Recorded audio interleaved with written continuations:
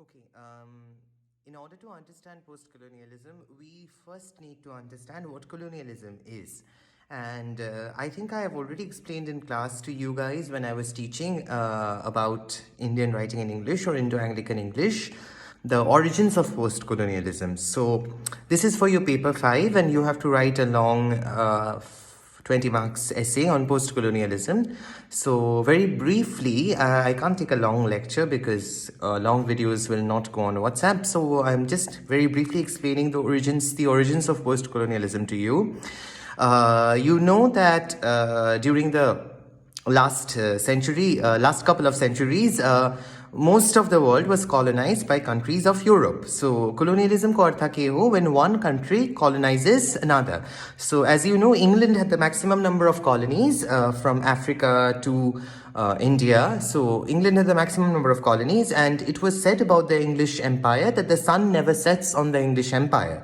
So the English Empire was so huge. Besides these, the Spain also had its colonies. France also had its colonies. So, for example, in India, Goa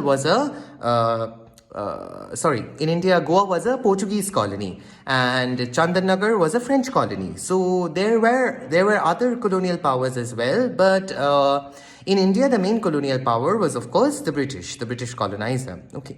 So what was the main reason behind colonialism was trade. With the Industrial Revolution, surplus goods began to be produced in Europe, in London, and they did not have markets to sell those goods. So, and also they did not have the source for the raw materials. So the main reason for setting up these colonies was to import the raw material and then to sell the finished goods, the factory made goods, in the market of the colonies.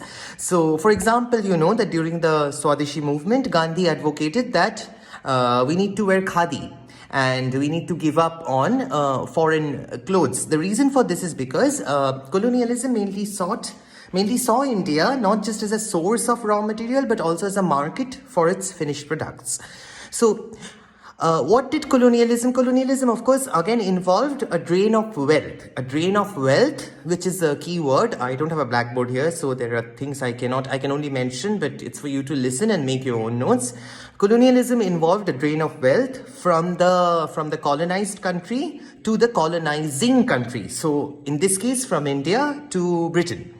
And also colonialism, the main impetus is, of course, trade. And you know that the British Empire, before India became part of the English Commonwealth, after the First War of Independence or the 1856 revolution, before India became a sort of part of the British Commonwealth, there was the East India Company. And it had come as a trading company. It had come mainly for the purpose of trading, and it had sought deeds from the Mughal Nawabs and from the other kings. India was not India at that point of time. It was a collection of different kingdoms.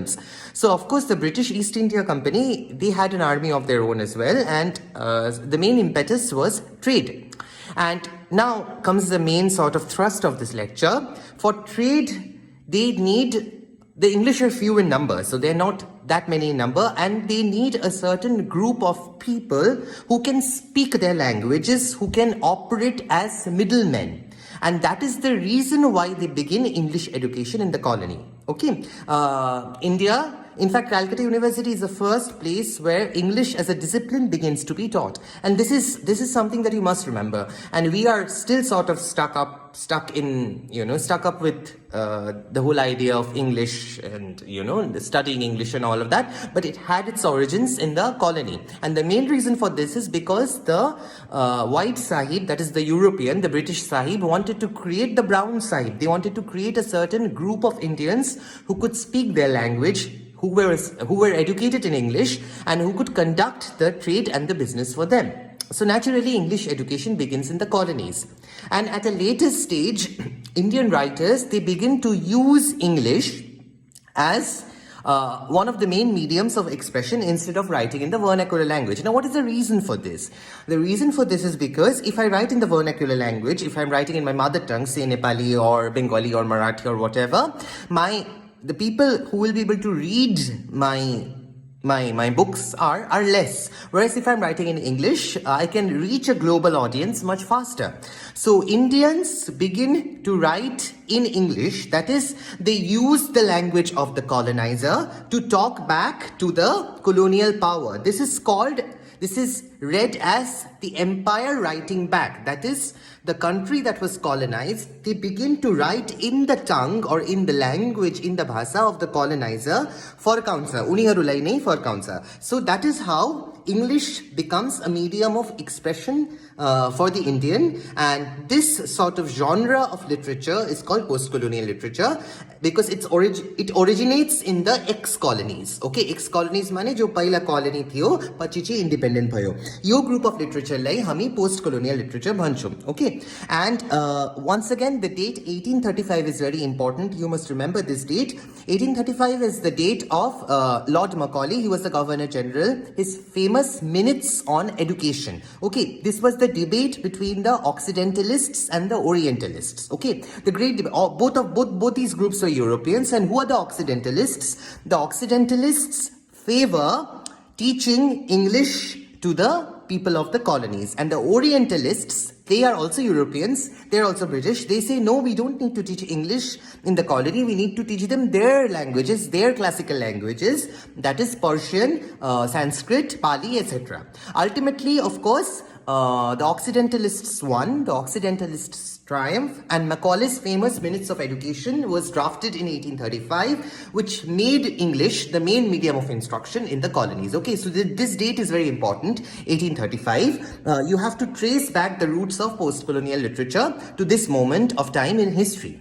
Now what happens is, with the growth of nationalism and nationalist sentiment, a group of Indians, they begin to use English as a medium of instruction, to use English as a medium of writing back to the colonial power. And you have writers, you have poets like Henry Louis Vivian Derozio, you have poets like Sarojini Naidu, you have people like Mulk Raj Anand, novelists like Mulk Raj Anand, novelists like R.K. Narayan, who are writing mainly in English. They're choosing the medium of English instead of their vernacular languages. And the first group, the first generation of writers, post-colonial writers, their writing is full of nationalist sentiments and patriotic feelings because naturally they're writing against the colonizing power. So when you look at, say, a poet like Henry Louis Vivian Derozio, you will find a lot of nationalistic rhetoric, that is a nationalistic sentiment in their writing. Okay, even when Mulk Raj Anand or when R.K. Narayan are writing their novels,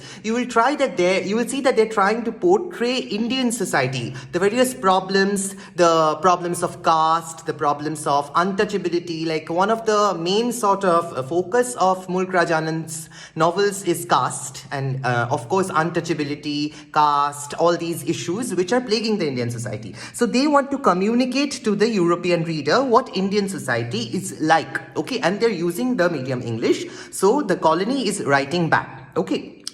In the second part of this video, I'll be talking a little more about post-colonialism, okay?